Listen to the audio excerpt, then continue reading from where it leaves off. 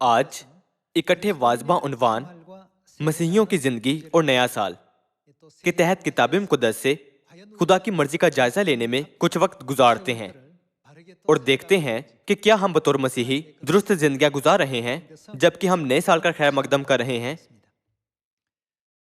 اگر آپ مسیحی ہیں تو دنیا کے لوگوں کو آپ سے خاص توقعات ہیں۔ ایسا اظہار بیان سننے کے بجائے کہ خدا پر ایمان رکھنے والے اور نہ رکھنے والے ایک جیسے ہیں، ہمیں مثبت اظہار بیان سننا چاہیے، جیسے کہ واقعی خدا کی کلیسیا کے اراکین جو باپ آنسنگ ہونگ اور نئی یروشلم آسمانی ماں پر ایمان رکھتے ہیں، وہ دنیا میں ہر لحاظ سے دیگر لوگوں سے واقعی مختلف ہیں۔ مجھے یقین ہے کہ ہمیں ایسی زندگی گزارنی چاہیے جو دوسروں کو مثبت بات کرنے پر مجبور کرے کہ یہ واقعی مختلف ہیں۔ جب ہم مکاشفہ کی کتاب کے 20ویں باب میں درج کلام دیکھیں تو خدا کہتے ہیں، میں تمہارے اعمال کے موافق تمہیں بدلہ دوں گا۔ مکاشفہ کی کتاب کے پہلے باب میں یہ بھی کہا گیا ہے کہ کتاب مقدس میں جو لکھا ہے اسے پڑھنے والے اور سننے والے مبارک ہیں، اور جو اس میں لکھا ہے اس پر عمل کرنے والے بھی مبارک ہیں۔ کتاب مقدس کی بہت سی تعلیمات سے ہمیں سمجھنا چاہیے کہ مسیحیوں کو کیسے زندگی گزارنی چاہیے اور کیسے اس تاریک جہان میں نمک اور نور کا کردار ادا کرنا ہے۔ آج ہمیں گہرائی سے اس امر پر خدا کی بخشی تعلیمات اور اسباق کو ایک بار پھر اپنے دلوں پر کندہ کرنا چاہیے۔ ہمیں اسی طرح نہیں چلنا ہے جیسے دنیا کے لوگ چلتے ہیں۔ جس راہ پر وہ چل رہے ہیں وہ کشادہ ہے، جبکہ جس راستے پر ہم چل رہے ہیں سکڑا ہے۔ اگرچہ جس راستے پر ہم چل رہے ہیں وہ سکڑا ہے، پر یہ زندگی کو پہنچاتا ہے، اس لیے ہمیں آخر تک اس پر قائم رہنا چاہیے۔ کتاب مقدس یہ گواہی دے چکی ہے کہ ان کی راہ اور ہماری راہ مختلف ہے۔ تب کیا ہمارے لیے یہ فطری بات نہیں کہ ان کے طرز زندگی سے ہمارا طرز زندگی مختلف ہو؟ میرا ماننا ہے کہ ہمیں دوسروں کو یہ نہیں کہنے دینا چاہیے کہ ہم دنیا کے لوگوں جیسے ہی ہیں۔ ہم رومیوں باب 12 کھولتے ہیں۔ رومیوں 12واں باب ایک ایسا باب ہے جس کا ذیلی عنوان ہے مسیح میں نئی زندگی۔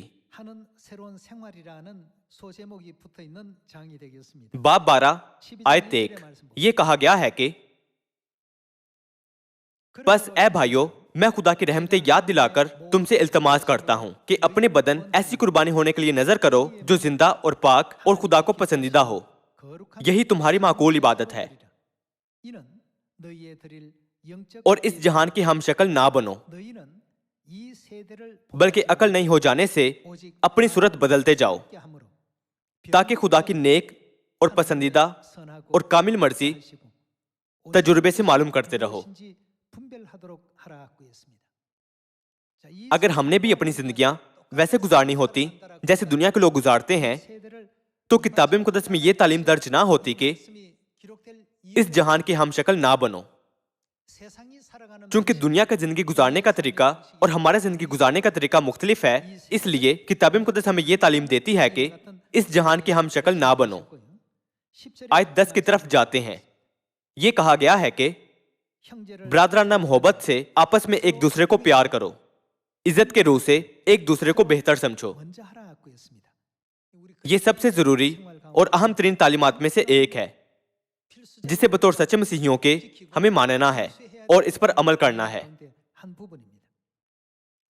ہمیں ایمان میں اپنے بھائیوں اور بہنوں کو عزیز رکھنا، ان سے محبت رکھنی اور ان کے لیے خود کو وقف کرنا چاہیے۔ اس کے علاوہ کتاب مقدس ہمیں اور کیا کرنے کو کہتی ہے؟ یہ ہمیں ایک دوسرے کی عزت کرنے کو کہتی ہے۔ ہمیں یہ نہیں سوچنا چاہیے کہ میں اس رکن سے بہتر ہوں، ان کا ماضی میرے ماضی جتنا اچھا نہیں ہے، ان کا معاشرتی رتبہ میرے معاشرتی رتبے سے کہیں زیادہ کم ہے۔ اس کی بجائے چونکہ ہم خدا کے پاس آئے ہیں، ہمیں مسیح میں اپنی زندگیاں گزارنی چاہیے۔ دنیاوی لوگ اپنی زندگیاں دنیا کے معیار کے مطابق گزارتے ہیں۔ وہ دنیا کے بنائے نظام اور دنیا کے مقررہ کردہ معیار کے مطابق زندگی گزارتے ہیں۔ تاہم ہمیں اپنی زندگیاں مسیح کے مقررہ کردہ معیاری زندگی کے مطابق اپنے آپ سے یہ پوچھتے ہوئے گزارنی چاہیے کہ ہمیں اپنی زندگیوں میں کسی بلند تر قدر دینی چاہیے. کسی اور چیز کی نسبت ہمیں ہمیشہ اس امر کو اولین ترجیح دینی چاہیے.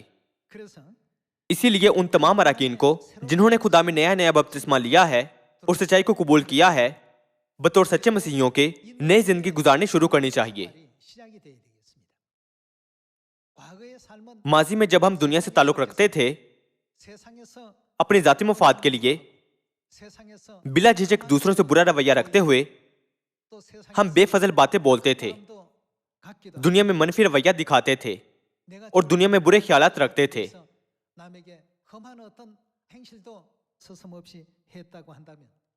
تاہم اب چونکہ ہم مسیح میں ہیں تو خدا ہمیں بطور خالص مسیحیوں کے نئی زندگی گزارنے کی تعلیم دیتے ہیں. جب آپ آیت 10 دوبارہ دیکھیں تو یہ کہا گیا ہے کہ برادرانہ محبت سے آپس میں ایک دوسرے کو پیار کرو، عزت کے روح سے، یعنی ایک دوسرے کا احترام کریں، ایک دوسرے کو بہتر سمجھو، کوشش میں سستی نہ کرو، روحانی جوش یعنی شوق میں بھرے رہو، خداوند کی خدمت کرتے رہو. حتیٰ کہ جب ہم خدا کی خدمت کریں ہمیں اسے ولولے سے کرنا چاہیے، اس کی بجائے کہ یہ سوچیں اگر یہ کام کر گیا تو اچھا ہے، خواہ یہ کام نہ کرے تو بھی یہ قابل قبول ہے. خدا کی خدمت بھی ولولے کے ساتھ کرنی چاہیے، یہ سوچنے کی بجائے کہ خدا کی جتنی خدمت دوسرے کرتے ہیں کافی ہے. ہمیں بڑے ولولے کے ساتھ خدا کی خدمت کرنی چاہیے. آیت 12 سے جاری رکھتے ہیں، امید میں خوش، مصیبت میں صابر، دعا کرنے میں مشغول رہو، مقدسوں کی احتیاجیں رفع کرو، مسافر پروری میں لگے رہو. خدا ہمیں دوسروں کے ساتھ مسافر پروری کی تعلیم دیتے ہیں. اس قسم کی زندگی کتاب مقدس کی تعلیمات کے مطابق ایک مسیحی کی زندگی ہے. ایک مسیحی کے طور پر زندگی گزارنے کا یہ سب سے بنیادی طریقہ ہے. تاہم اگر ہم ایسی زندگی گزارنا روک دیں تو خدا ہم سے خوش نہیں ہوتے.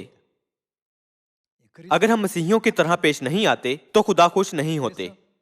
یسوع نے بھی متی باب 5 میں یہ کہا تھا کہ تم زمین کے ہم کیا ہیں؟ نمک ہو، اور تم دنیا کے ہم اور کیا ہیں؟ نور ہو. جب آپ یہ سایہ باب 60 پڑھیں تو ساری دنیا روحانی طور پر کیسی ہے؟ یہ کہا گیا ہے کہ ساری دنیا پر تاریکی چھائی ہوئی ہے. اس کا مطلب ہے کہ ساری زمین مکمل طور پر تاریکی کے غلاف میں ہے. اسی لیے اس زمانے میں خدا نے اپنے فرزندوں کو جو ان کی صورت کے مشابہ ہیں اس زمین پر اٹھایا ہے تاکہ وہ تاریکی میں نور چمکائیں. ہمیں دنیا کو تاریکی میں نہیں چھوڑنا چاہیے. کیا ہمیں چھوڑنا چاہیے؟ وقت گزرنے کے ساتھ ساتھ دنیا زیادہ بدکار ہو رہی ہے، مگر ان میں سے خدا کے فرزندوں کو مختلف ہونا چاہیے. کیا کتاب مقدس نہیں کہتی لیکن اگر نمک کا مزہ جاتا رہے تو یہ دوبارہ کیسے نمکین کیا جا سکتا ہے؟ اس کا مطلب ہے کہ آپ کو اپنا اصل کردار برقرار رکھنا چاہیے. جب نمک اپنی نمکینی کھو دیتا ہے تو یہ کسی کام کا نہیں رہتا. اسی طرح جب ہم مسیحی اپنا اصل کردار گنوا دیتے ہیں تو ہمارا وجود بے معنی بن جاتا ہے. مسیحیوں کو مکمل طور پر مسیحیوں کا کردار ادا کرنا چاہیے. ہم دنیا کے نور کہلائے جاتے ہیں. تاہم اگر نور میں تاریکی کو شکست دینے کی اہلیت نہ ہو تو کیا روشنی بے معنی نہیں ہو جاتی؟ اس لیے خدا ہمیں ایک مسیحی کی زندگی گزارنے کے لیے یہ کہتے ہوئے تعلیم دیتے ہیں کہ تم دنیا کے نمک اور نور ہو. اسی لیے خدا ہمیں یہ کلام سکھاتے ہیں کہ برادرانہ محبت سے ایک دوسرے کو آپس میں پیار کرو، عزت کے روح سے ایک دوسرے کو بہتر سمجھو، سستی نہ کرو بلکہ جوش سے خدا کی خدمت کرو، امید میں خوش، مصیبت میں صابر اور دعا کرنے میں مشغول رہو، مقدسوں کی احتیاجیں رفع کرو، مسافر پروری میں لگے رہو. ہم وہ لوگ بنے جو اس سال ان تعلیمات پر عمل کرنے کی ہر ممکن کوشش کریں. اگلی آیت بیان کرتی ہے کہ جو تمہیں ستاتے ہیں ان کے واسطے برکت چاہو، پھر برکت چاہو، لعنت نہ کرو. آیت 15 سے جاری رکھتے ہیں، خوشی کرنے والوں کے ساتھ خوشی کرو، رونے والوں کے ساتھ رو. آپس میں ہمیں آپس میں کیسے رہنا چاہیے؟ یک دل رہو. اس آیت میں لکھے گئے اظہار بیان یک دل رہو کا مطلب یک خیالی ہے. اس کا مطلب ہے کہ ایک دوسرے کے ساتھ باہم مل کر رہنا. یہ کہا گیا ہے آپس میں یکدل رہو, اونچے اونچے خیال نہ باندھو. ہمیں ایک دوسرے سے یہ نہیں کہنا چاہیے کہ میں تم سے بہتر ہوں یا میں تم سے یہ بہتر کر سکتا ہوں. اس کی بجائے ہمیں کہنا چاہیے تم اس کے نگران ہو اور میں اس کا نگران ہوں, اس لیے میں اس حصے پر محنت سے کام کروں گا جو میں کر سکتا ہوں اور تم اس حصے پر محنت سے کام کرو گے جس کے تم نگران ہو. ہم دونوں کو مستعدی سے کام کرنا چاہیے. اس کی وجہ یہ ہے کہ ہمیں ایک دوسرے کی ضرورت ہے. مجھے ان اراکین پر بہت رشک آتا ہے جو مقدس بنانے کے کام کے نگران ہیں. ان اراکین میں کہاں سے ایسی مہارتیں آ سکتی ہیں؟ جن اراکین میں خدا کے مقدس کو جہاں خدا رہیں گے بنانے کا ایسا ہنر موجود ہے, ان کے لیے یہ واقعی خدا کی طرف سے خاص تحفہ ہے. تعمیراتی کام کرنے والے اراکین شاید سوچیں دیگر اراکین منادی پر جاتے اور خوشخبری کا کام کرتے ہیں جو پرجوش لگتا ہے. تاہم ہمارے بارے میں کیا؟ کیوں ہمیں اس قسم کا مزدوری والا کام کرنا چاہیے جس میں ہم صرف گرد سے ڈھکے رہتے ہیں؟ یہاں بخشے گئے کلام کے مطابق جنہیں خدا کی طرف سے تعمیرات کا ہنر بخشا گیا ہے انہیں اپنے شعبے میں محنت سے کام کرنا چاہیے, اور جنہیں منادی کا ہنر بخشا گیا ہے انہیں جوش و خروش سے مبشرانہ کام کرنا چاہیے. جو خدمت کرنے میں اچھے ہیں انہیں اپنی خدمت جوش و خروش سے کرنی چاہیے. یوں کتاب مقدس ہمیں سکھاتی ہے کہ آپس میں یکدل رہو اور اونچے اونچے خیال نہ باندھو. اونچے اونچے خیال نہ باندھو بلکہ ادنا لوگوں کی طرف متوجہ ہو. اپنے آپ کو عقل مند نہ سمجھو. آیت 17 سے جاری رکھتے ہیں, بدی کی عوض کسی سے بدی نہ کرو. جو باتیں سب لوگوں کے نزدیک اچھی ہیں ان کے لیے ہمیں کیا کرنا چاہیے؟ ان کی تدبیر کرو. ہمیں ایسے مسیحی بننا چاہیے جو وہ باتیں کرتے ہیں جو سب لوگوں کے نزدیک اچھی ہیں, ایسا سوچنے کی بجائے کہ میں ایسے اونچے رتبے پر ہوں. یا کیا وہ لوگ جانتے ہیں کہ میرا معاشرتی رتبہ کس قسم کا ہے؟ جب ہم ایک دوسرے کو مشکل میں دیکھیں تو کیا ہمیں ایک دوسرے کی مدد نہیں کرنی چاہیے؟ ہم آیت 18 سے جاری رکھتے ہیں, جہاں تک ہو سکے تم اپنی طرف سے سب آدمیوں کے ساتھ ہمیں کیسے رہنا چاہیے؟ میل ملاپ رکھو. میل ملاپ رکھو سے مراد ہے کہ ایک دوسرے کے ساتھ آپس میں مل کر رہو. کسی معمولی بات کی وجہ سے شاید بعض کو غلط فہمی ہو جائے اور ایک دوسرے سے دور ہو جائیں. میں تمہیں دیکھنا بھی نہیں چاہتا, اس لیے اگر چرچ میں ہمارا سامنا ہو جائے تو ہم ایک دوسرے کو سلام نہیں کریں گے, نہ تو یہ جانے بغیر کہ کون سی تعلیمات انہیں سیکھنے کی یا عمل کرنے کی ضرورت ہے, اور نہ ہی آسمان کی بادشاہی میں داخل ہونے کی راہ کو جانتے ہوئے ایسے سرد مہر اراکین کو ایسے اراکین کہا جا سکتا ہے جو عادتاً چرچ آتے ہیں.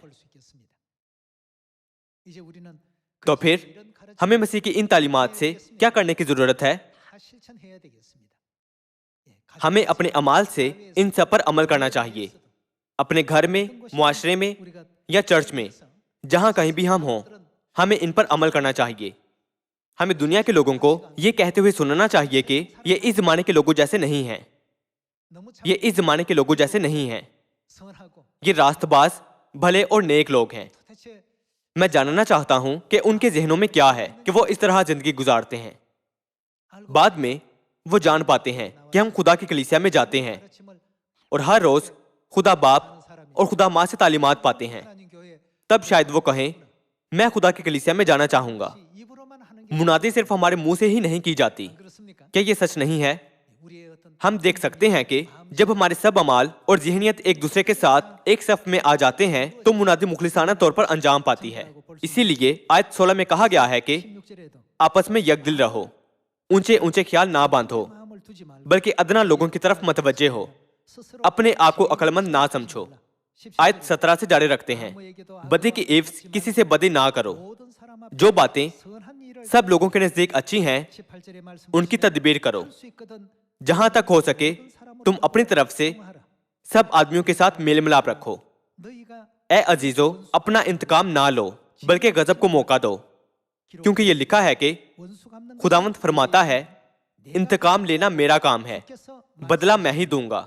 بلکہ اگر تیرا دشمن بھوکا ہو تو اس کو کھانا کھلا, اگر پیاسا ہو تو اسے پانی پلا, کیونکہ ایسا کرنے سے تو اس کے سر پر آگ کے انگاروں کا ڈھیر لگائے گا. بدی سے مغلوب نہ ہو بلکہ ہمیں کیا کرنا چاہیے؟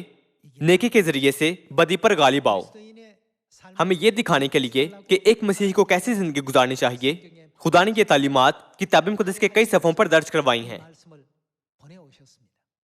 ہم رومیوں باب 13 آیت 8 کی طرف جاتے ہیں. جب آپ آیت 8 سے پڑھیں تو یہ کہا گیا ہے کہ آپس کی محبت کے سوا کسی چیز میں کسی کے قرض دار نہ ہو. قرض کی نوعیت کیا ہوتی ہے؟ ہمیں اسے واپس کرنا ہوتا ہے. کیا آپ متفق نہیں ہیں؟ اس لیے اس کا مطلب یہ ہے کہ ہمیں آپس میں محبت رکھنی چاہیے. محبت کے سوا کسی چیز میں قرض دار نہ ہو کا مطلب ہے کہ دوسروں کو زیادہ سے زیادہ محبت دیں. آپس کی محبت کے سوا کسی چیز میں کسی کے قرض دار نہ ہو، کیونکہ جو دوسرے سے محبت رکھتا ہے اس نے کیا کیا ہے؟ شریعت پر پورا عمل کیا. کتاب مقدس کہتی ہے کہ محبت رکھنے والا شریعت کو پورا کرتا ہے. کیا دوسروں سے محبت پر عمل کرنے کی روح اور گناہ گاروں کو بچانے کی روح وہ عظیم ترین روح نہیں جو خدا ہمیں اپنی شریعت سے سکھانا اور بتانا چاہتے ہیں؟ اگر ہم میں دوسروں کے لیے محبت کی روح ہو تو کیا ہم انہیں بچانا نہیں چاہیں گے؟ ہم شاید سوچیں چونکہ میں نے سچائی کو قبول کیا ہے میں آسمان پر جاؤں گا.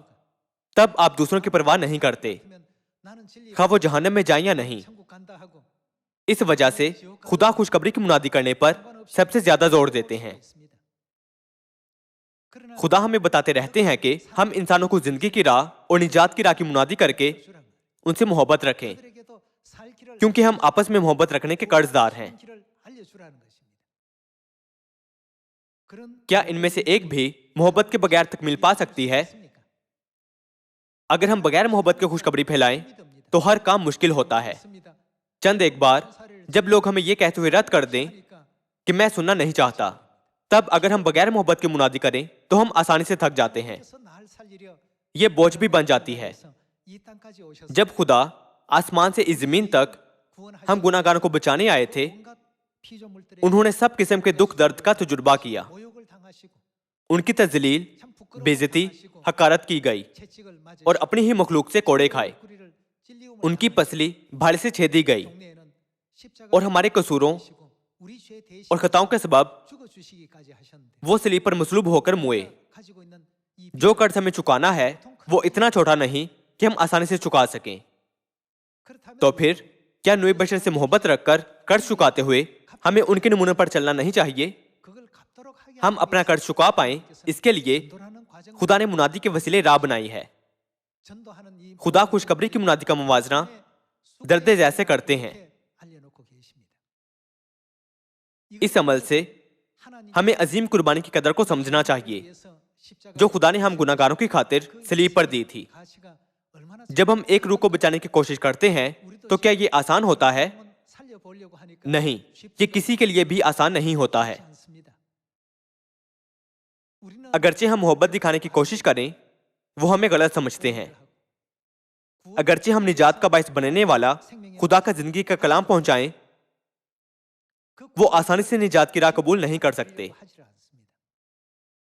نتیجتاً کچھ لوگ شاید 1 سال میں، کچھ 2 سال میں یا کچھ 10 سالوں تک خدا کی محبت بھری باہوں میں واپس لوٹتے ہیں. کتاب مقدس کہتی ہے آپس کی محبت کے سوا ہم کسی چیز میں کسی کے قرض دار نہ ہوں، کیونکہ جو دوسروں سے محبت رکھتا ہے اس نے شریعت پر پورا عمل کیا.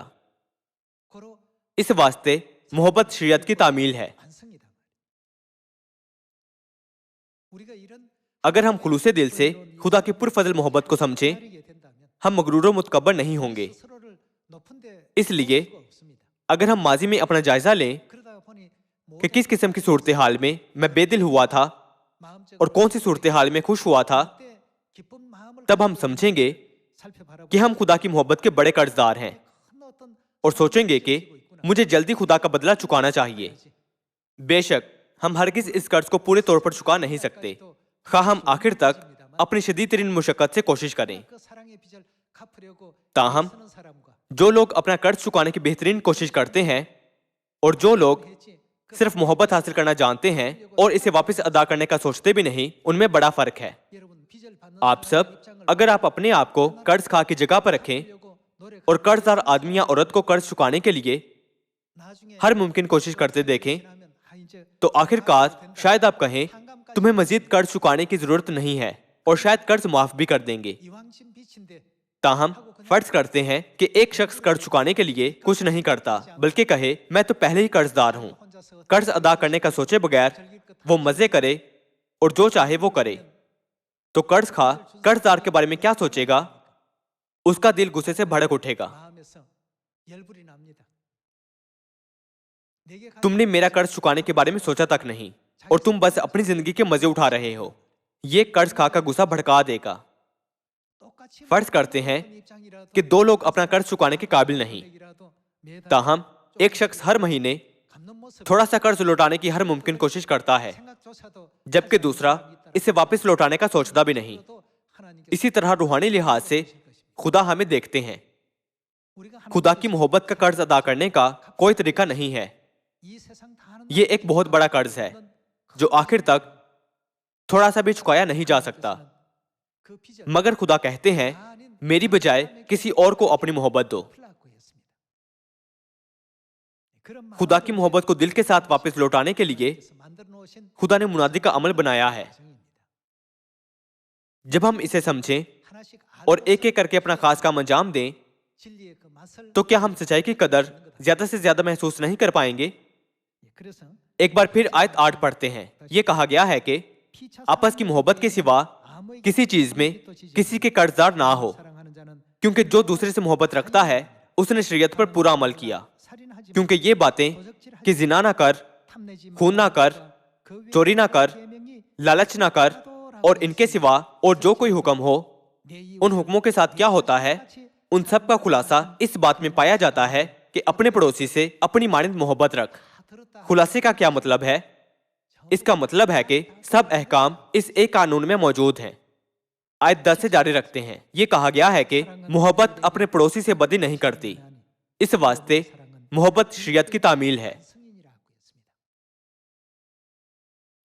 آپ سب جب ہم سیون میں بھائیوں اور بہنوں کو اور دنیا کے سب لوگوں کو دیکھیں تو ہمیں انہیں اپنا پڑوسی گردانا چاہیے۔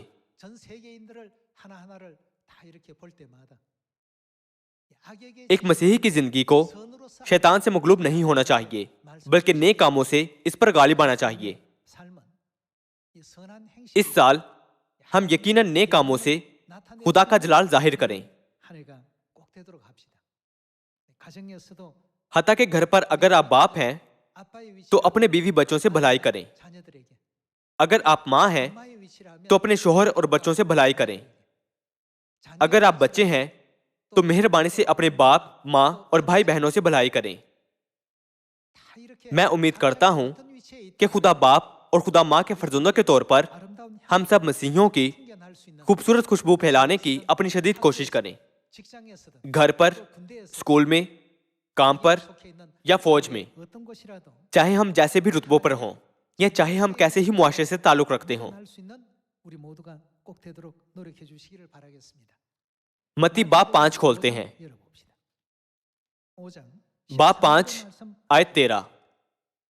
یہ کہا گیا ہے کہ تم زمین کے نمک ہو، لیکن اگر نمک کا مزہ جاتا رہے تو وہ کس چیز سے نمکین کیا جائے گا؟ پھر وہ کسی کام کا نہیں سوا اس کے کہ باہر پھینکا جائے اور آدمیوں کے پاؤں کے نیچے روندا جائے۔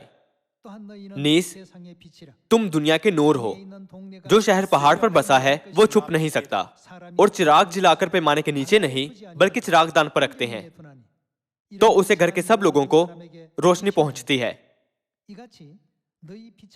اسی طرح تمہاری روشنی آدمیوں کے سامنے چمکے تاکہ وہ تمہارے نیک کاموں کو دیکھ کر تمہارے باپ کی جو آسمان پر ہے تمجید کریں۔ خدائے الوہیم، خدا باپ اور خدا ماں پر ایمان رکھنے والی عورت کی باقی اولاد کو یہ سوچ کر ہمیں ہرگز زندگی کی راہ سے جو کتاب مقدس ہمیں گزارنا سکھاتی ہے پھرنا نہیں چاہیے کہ یہ تو محض کتاب مقدس میں لکھی باتیں ہیں۔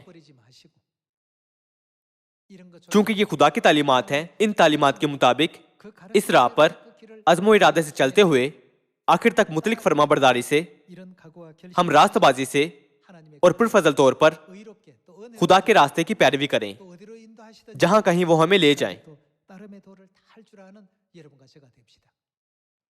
ہم نے خدا سے بڑی محبت پائی ہے۔ ہم وہ لوگ ہیں جو خدا کے شاندار فضل سے ملوث ہوئے ہیں۔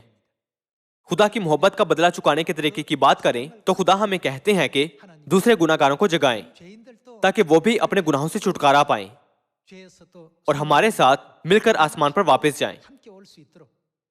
خدا نے ہمیں ایسا موقع دیا ہے۔ یہ سوچنے کی بجائے کہ ہمیں صرف اپنے آس پاس بیشتر لوگوں کو سبت کے دن فسح، نئے نام اور آسمانی ماں نئی یروشلم کی منادی کرنی ہے، ہمیں سوچنا چاہیے کہ ہم اس عظیم محبت کا جو ہم نے خدا سے پائی ہے ایک ایک کر کے اس کا قرض چکائیں۔ اگر ہم اس ذہنیت سے منادی کریں تو ہم زیادہ روحوں کی رہنمائی خدا کی باہوں میں کریں گے اور توبہ کو ان کی رہنمائی کرنے کے قابل ہوں گے۔ نیز ہم انہیں یہ بھی بتا پائیں گے کہ مہربانی سے خدا کے پاس آئیں جو راست باز ہیں۔ جو زندگی آپ اس دنیا میں گزار رہے ہیں آخر کار ختم ہو جائے گی۔ اگرچہ یہ سکڑا راستہ ہے، وہاں نجات ہوگی، وہاں ہمیشہ کی زندگی ہوگی اور وہاں اس سڑک کے اختتام پر آسمان ہوگا۔ ہمیں ضرور وہ لوگ بننا ہے جو یوں ان کی رہنمائی خدا کی طرف کریں۔ جس طرح نمک اپنی نمکینی گنوا دینے پر بیکار ہو جاتا ہے، ویسے ہی جب مسیحی اپنا مسیحیوں والا کردار گنوا دیتے ہیں تو خدا کی نگاہ میں ان کا کردار بے معنی ہو جاتا ہے۔ ہم تاریک دنیا کو روشن کرنے والے نور کا کردار ادا کریں۔ لوگ تمہارے نیک کاموں کو دیکھ کر کیا کریں؟ تمہارے باپ کی جو آسمان پر ہے تمجید کریں۔ کیا یہ خدا کا پرفضل کلام نہیں جو ہمیں آج بخشا گیا ہے؟ ہم ان تعلیمات کو گہرائی سے اپنے دلوں پر کندہ کریں تاکہ ہم دنیا کو راست بنا سکیں، امید کرتے ہوئے کہ ہم سب خدا کی تمجید کرنے کے لیے دنیا کے لوگوں کی رہنمائی کریں گے اور ان کے خدا کے پاس آنے کی راہ کھولیں گے۔ میں آج کا واعظ ختم کروں گا۔ آپ کا بہت شکریہ۔